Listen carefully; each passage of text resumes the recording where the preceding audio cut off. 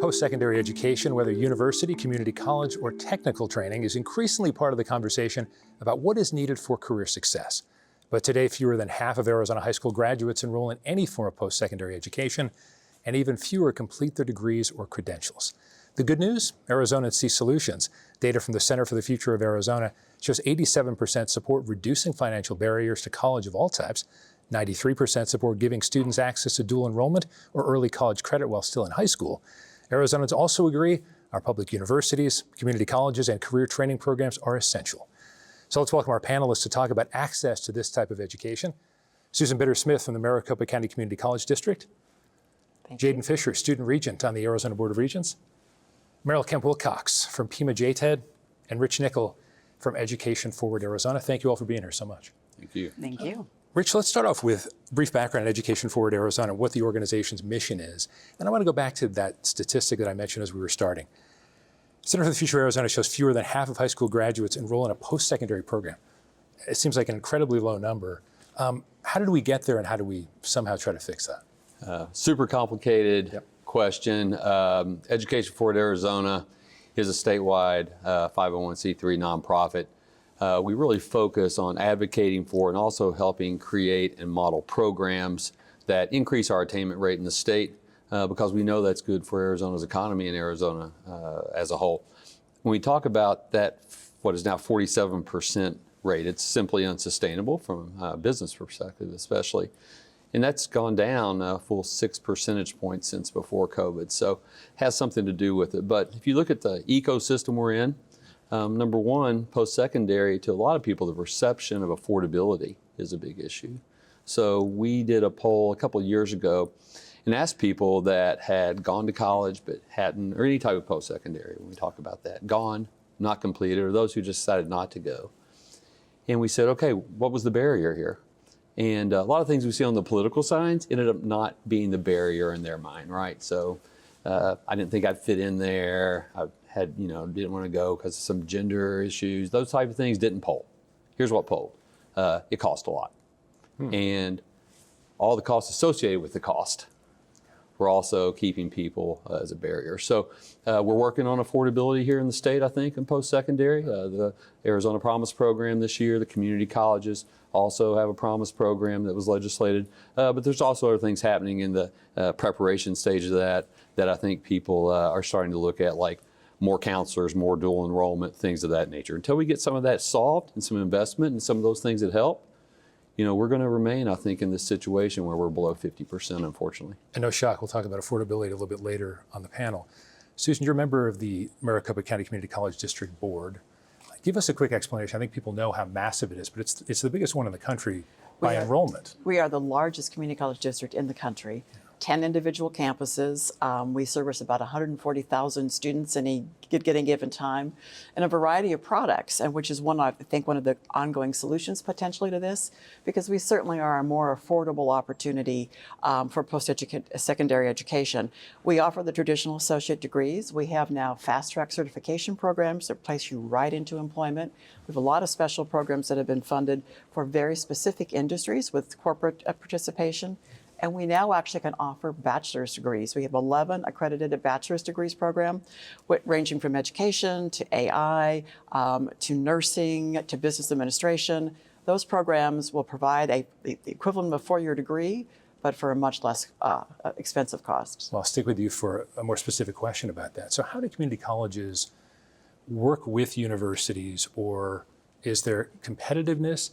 Is there a way of having more collaboration there to fix some of the problems we're going to be talking about? We certainly have a collaborative relationship with the 3 public institutions and with some of our private 4-year partners as well. And I think it's very cordial. We worked our way through the 4-year degree bachelor's program issue, and we have that resolved. So anyone who walks out the door with an associate's degree is automatically accepted to any of the Arizona universities. We have an ongoing relationship with them in terms of making sure that everything gets transferred. There is a collaboration with admissions teams in our district as well as the state institutions. Could it be better? Of course. Can we do a better job of informing people that it's that simple to do? Absolutely. So I think there's where some of our challenges are. Merrill, let me turn to you. Let's talk about Pima JTED. Explain to people what JTED even stands for to start with? HEMA JTED stands for the Joint Technical Education District. We are a type of entity called a CTED, Career and Technical Education District. What that means is that our space we are a public district that only works with career and tech ed. Things that people used to call vocational training or shop class has evolved into a really robust and sort of high-end training program, really sophisticated training program to help equip students in industries relevant to Arizona, sort of across the spectrum. Have the programs gotten better in terms of really meeting the needs of Arizona's workforce? Our programs are very much selected to be things that tie directly into local workforce needs. We are a place where students, and we operate at the high school level, so we have 9th, 10th, 11th, 12th graders who can cut their teeth in a field, really understand, I like machines, I like engines, is automotive for me, is more of machining for me, is construction for me. Or is it not for me, and the way to take that forward is in a CAD program or some other sort of an engineering program. This is a space where young people can figure out and sort of try their hand at things and then figure out what is the pathway that goes forward to that, either into the post-secondary space through the community colleges or the university system, or directly to work. All of our programs are built to provide people with certifications that are credentials that have value in industry. And talking about the affordability piece, one of the benefits of that is it's a foot in the door for people to get an entry-level position somewhere that they will then pay for the next steps that they need. Because it is at the high school level, it's programs that very much are your first step down a path. And there needs to be further training in post-secondary spaces.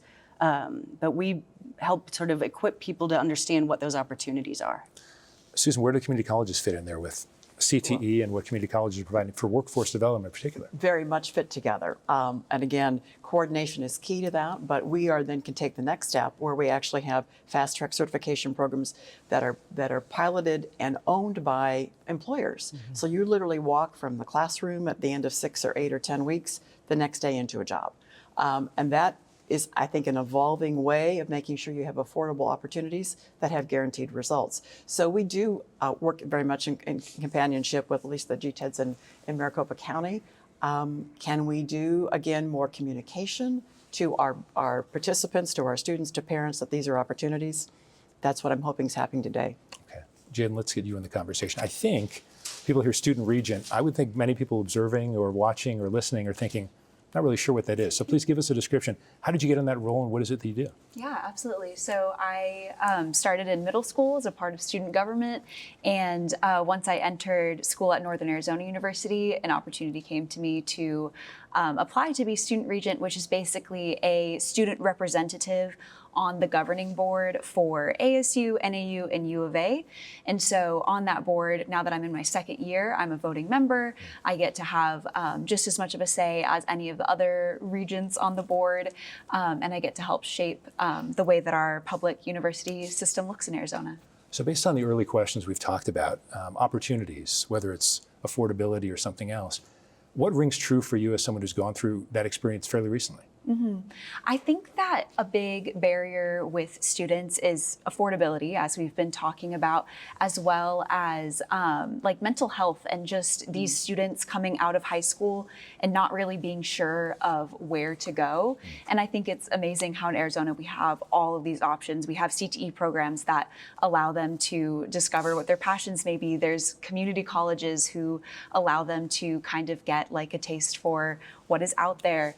And so a lot of the work that I've been able to do on the board this year is surrounding mental health and well-being, which is a big, big driver of keeping students in college and not dropping out. So I've been able to go around the different schools and conduct these listening sessions, hearing from students and using this to actually inform change.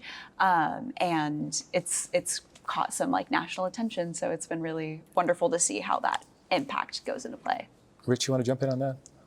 No, it's super important what's going on there. The Board of Regents really has taken a leadership position on how we further access, especially in working with some groups that maybe traditionally we haven't thought about. So I think that work's to be commended, along with the work of everybody here. I'm going to stick with you to talk more about accessibility overall, because yes, we're going to talk about affordability, I promise. I'm not just teasing that. But as far as accessibility overall, Maricopa County dominates the state, but we have a lot of people who live in other areas of the state, rural, in some cases tribal, low income. How has the state been doing as far as accessibility? How can an organization like yours help accessibility grow? I think when you think about accessibility, what we're really focused on are including more people into this really crucial pipeline between education, moving into workforce that are from Arizona. It's not sustainable for us to keep flying people in from all over the world or all over the United States to fill these great jobs we have, right?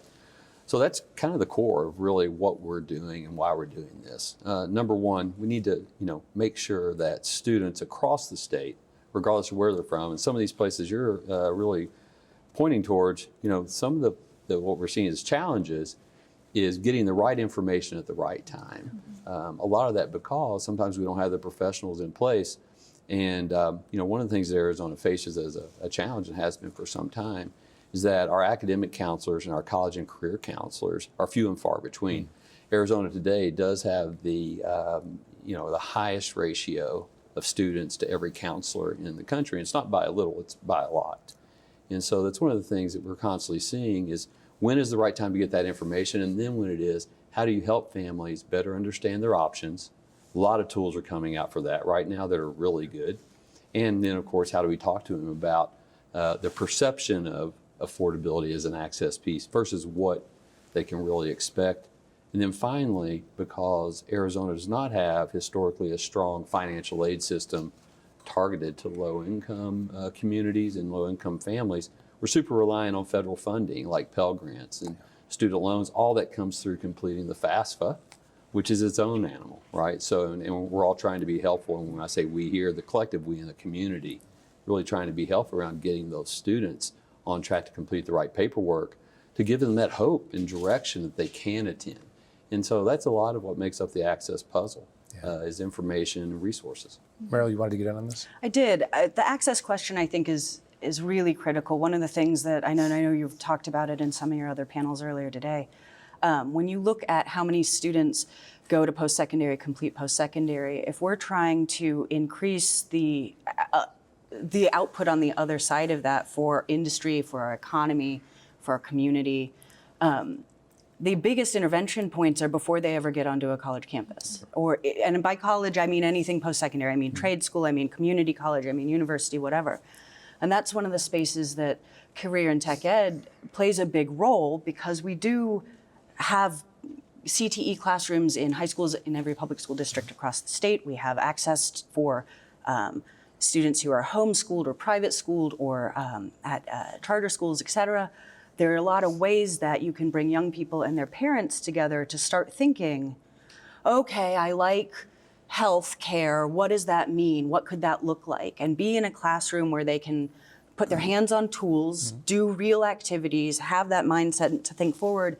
And it's our job as the district to bring in guest speakers and connect with industry and help lay out those pipelines and those pathways. I think across the board, when you ask people what jobs are available out there, your average 10th grader doesn't really know, and neither do their parents, and neither do I, and I stand in this space. Susan, that really strikes me, because I think a lot of people some of us who are in certain circles think, oh, well, why do you need to get the information out there? What are you talking about? And yet there are so many people with so many other things going on in their lives. How does the community college district raise the information and say, there are so many opportunities out here, don't miss out? It's a very complicated network. We heard about choices even in elementary education. How do you figure out where you want that student to go? It gets much more complicated as you get further up in the process. And part of the challenge we have is not having that information out there. It's also things keep changing. Rich mentioned the changing nature of federal funding, and obviously many of the programs that we offer, particularly those that are segmented to certain industries, are funded with federal grants that may or may not be continuing. So part of what we hope to do is to continue to try to reach out to the corporate world for two reasons. One, to help us educate their employees, their communication links, and two, to be more participatory in what they do for funding, because it won't be sustainable unless we have some other dollars, which at the end of the day will actually support the economy. Yeah. So Jadyn, again, I'm going to come to you as the young person on our panel, even though you were in student government in 8th grade. Is this something that you were finding out? Did your parents know what was going on? Did your friends know what was going on? Did they know that there were other opportunities? You didn't necessarily have to take the traditional university path. You could go to a JTED, you could go to a CTE, you could go to a community college. Was all that information available to you? Generally, but it definitely is. I feel like there's so much information out there that it's really easy to get kind of clouded and not be able to kind of see what is like actually going on without talking to real people. So I was fortunate to go to a high school that had CTE programs, and I've seen tons of my friends and colleagues be able to kind of pick up that path and get an idea for what they want to do in their future and get some of those questions answered. Susan, I need to come to you on dual enrollment. First of all, explain to folks what that is and how it helps high school students get ready for the next step. It's a great program, and it's applicable across the board, whether someone wants to go to a four-year institution, to an ASU or a community college, or a CTE, because it allows you to be, as a high school student, to enroll in a class that also provides accreditation for that next step into post-secondary education. It makes things far more affordable, and there's options for those students too. They can maybe graduate quicker in a 2-year or 4-year process, or it allows them to do more things in that 4-year time frame if they will have taken all of their core curriculum courses, both in a dual enrollment program and then ultimately in those first couple of years, and then they get a chance to explore new and different opportunities. It's a very simple way to get information. Start going to websites for the institutions, and quite frankly, initiate that conversation with your counselor. Did you do that, Jadyn? Yeah, there's actually a resource called College Ready AZ, and it's a whole website. It's a landing page for students, for families, to be able to really make sense of all of this information and like plan out how they want to tackle their career after high school. Okay. Rich, what are your thoughts on dual enrollment? I'll tell you the voters' thoughts on it first. I mean, we think sometimes we don't agree on much in the state. Well over 80% of Arizona voters agree that the state should be more active in helping to encourage and fund and invest in dual enrollment. We can't get 80% of the people in Arizona to agree the sky is blue on any given day, so it's meaningful in that way. We also know it's part of the affordability question, so we're certainly for that, and it gives people confidence they can do that level of work. So like ABOR, we have created a tool called Guide for Your Future, a website that really at any point from middle school on lets you know where you should be, what things you should be doing to get on that track. And we've also recently transcreated that into Spanish to make sure it has the right feel for, especially the parents of a lot of the students that we help around the state. Are there limits to dual enrollment? Who can apply for it? What schools are taking part? I think one of the improvements that could be made in dual enrollment is that we really standardize that across Arizona, that opportunity, because of the relationships and partnerships around dual enrollment. A lot of times a community college or university in a region working with high schools in the region or JTED, CTEDs, we find some inconsistencies about how much it costs, things of that nature, and that's certainly a barrier to high school students if there is some type of cost involved. We also see that we don't have enough teachers or actually qualified to teach those dual enrollment classes. There's some very specific requirements that we really need to get a hold of and probably improve in some way to make sure that we're able to provide more access to this great, I think widely agreed upon great program. Merrill, I want you to weigh in. Does Pima JTED work with local Dual schools? enrollment, absolutely. Okay, we have a strong relationship with both the University of Arizona and Pima Community College, which is our local community college. We offer dual enrollment programs, so for some of our programs, like we have a really robust cybersecurity program on our campus, and our students get credit at the Pima Community College for that. We have a similar relationship in the engineering program with the University of Arizona. We also offer some concurrent enrollment, which if you're tuning in from home, Pima Community College, if you haven't been there, has the most beautiful automotive center you've ever seen. It's really spectacular. So we're not going to build our own. We're going to say, can we use that? And we send students there. And so they are doing a JTED program, but they are going to the campus to participate on it. And there's a number of programs like that that work. One of the other things that we talk about in the, I wouldn't say dual enrollment space exactly, but one of the things, and listen, JTED is fantastic. We're great. But CTE as a model nationally is just a very effective model. Students will graduate high school at up to 20 percentage points higher than their peers just by participating in career and tech ed. And that's not magic. It's because they go to school, they are doing hands-on work, they're thinking about their future, they have this vision of what it ties to. And if they love their drone class and they have to sit through algebra to get there, then they'll sit through algebra and then they graduate, right? And so there is a lot of impact of participating in career and tech ed. And all the data also shows that they tend to be more ready for what comes next. They perform better in college and at work, all this stuff, right? So one of the things that we try and focus on, as well as our dual enrollment opportunities, is just the regular enrollment opportunities. Okay. Getting students who maybe they aren't ready to be in a dual enrollment class today, how do we get them to the point where they are ready absolutely to finish with us and walk across to Pima's campus or to the mall down at the U of A and be successful there? And so I think there's a really important piece there as well when you talk about prepping people and getting them into that, successfully making it through the pipeline to where they have family supporting jobs and strong careers and are a thriving member of the community. Rich mentioned one of the ongoing challenges with dual enrollment is that those programs are different in different counties. So for example, in Yuma County, a dual enrollment program is free to a student because there is state funding coming to Yuma County for that program. In Maricopa, that's not the case. There is no state funding coming to Maricopa community colleges. So we have a different arrangement, all which still is a great, much more affordable way of doing it than starting in the more traditional fashion.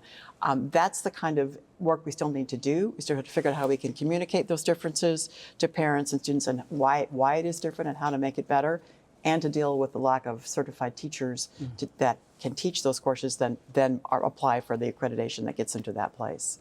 Okay, we've waited a little bit of time. We've sort of touched on it. Rich, elephant in the room is affordability. Arizona's not alone when it comes to that, I wouldn't think, although we're focused on what's going on in Arizona. What are the biggest challenges of countering that lack of affordability? Have things gotten any better? Have they actually gotten more challenging?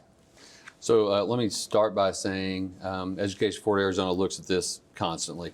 And one thing we do know from the data that's out there, we're not making this up, is that Arizona institutions, by national standards, are not unaffordable. Okay?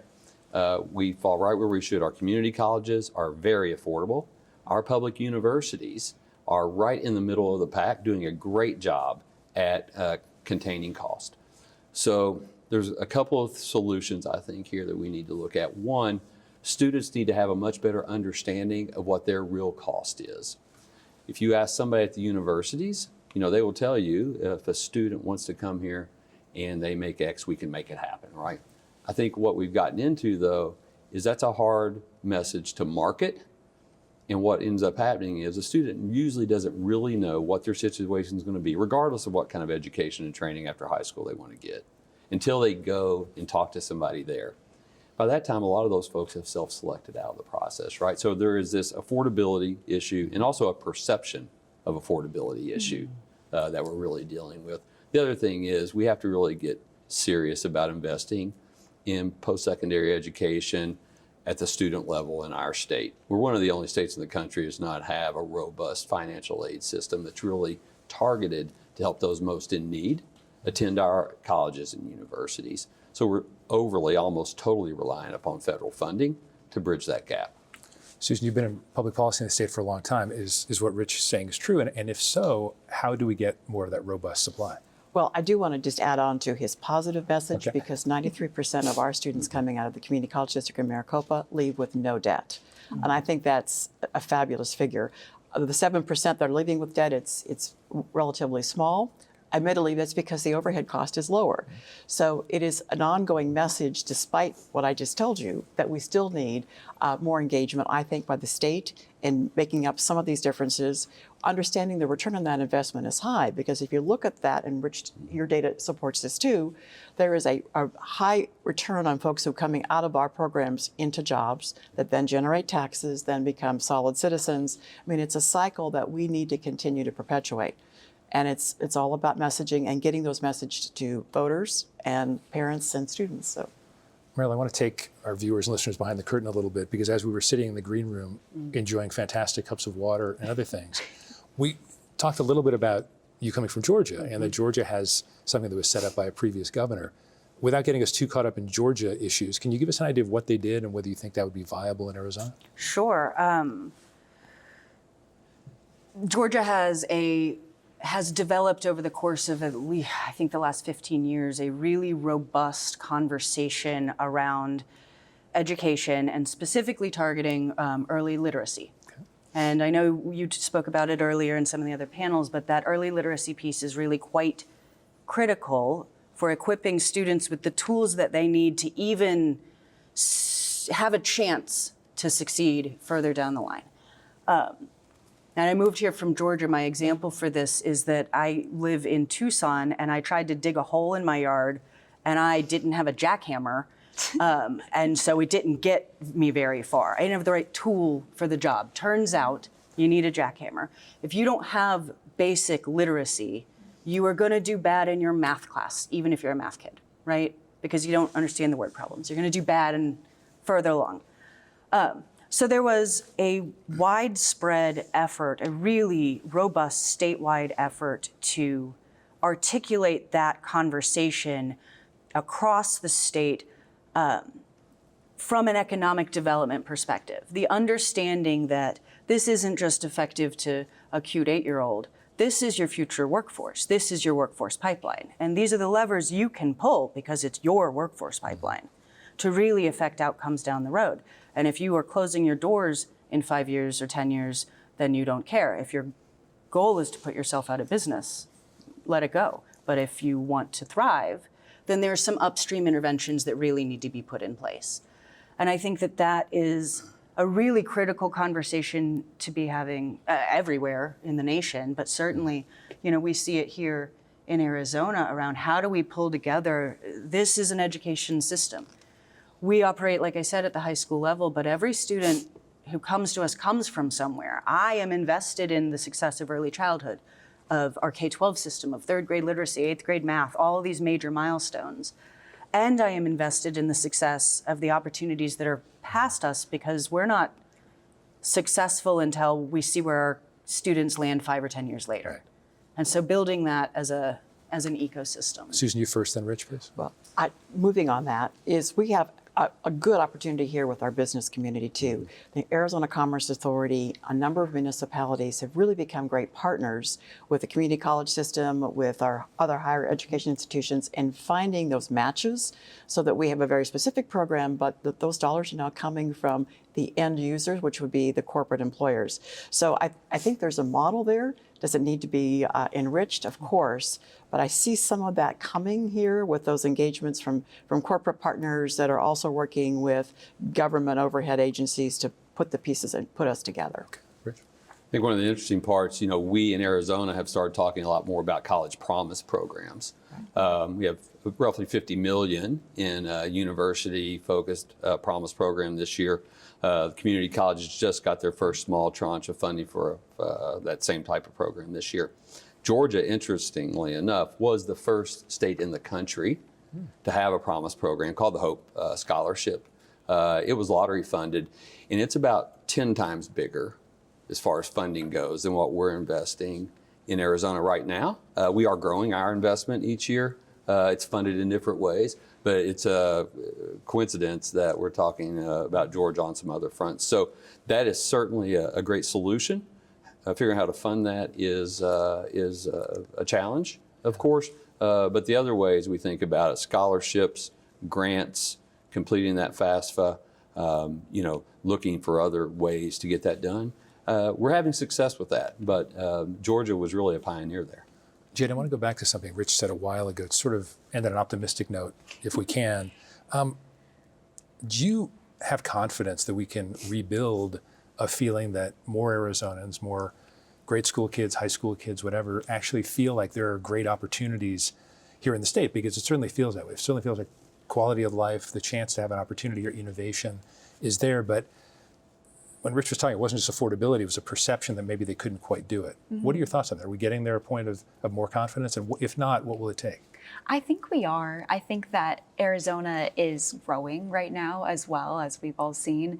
And so it's really an exciting time to be in the educational field and in the educational landscape, and to be able to encourage students that they can go further, they can go beyond what they expected. And I think that's really been fueled by the FAFSA completion rates, as Rich was mentioning as well. If a student completes the FAFSA, they are 87% more likely to go to some kind of community college or university, and they're more likely to complete school in that way. Okay. And now we have an audience question. Molly, thanks for joining us. What's your question? Yeah, my name is Molly Bohannon. I cover higher education for the Arizona Center for Investigative Reporting.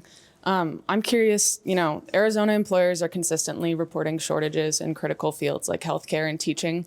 What more can be done to get students into post-secondary programs that align with those demands, and to ensure that they opt to stay in Arizona to work in those fields? I think the second part of that question is especially important. Susan, can I have you start with us? Absolutely, you're not wrong. Those are critical fields, which is why those new bachelor degrees that we've just gotten permitted are starting with education, nursing, artificial intelligence, technology, business. Those are the kinds of things where we can start to begin to funnel graduates into those workforce programs. And whether you not think business is workforce, it truly is. So I think that is the beginning of being able to funnel directly people who will stay here. As more and more people enroll in those programs and more of those bachelor's programs become available through other community colleges, I think we start down that path.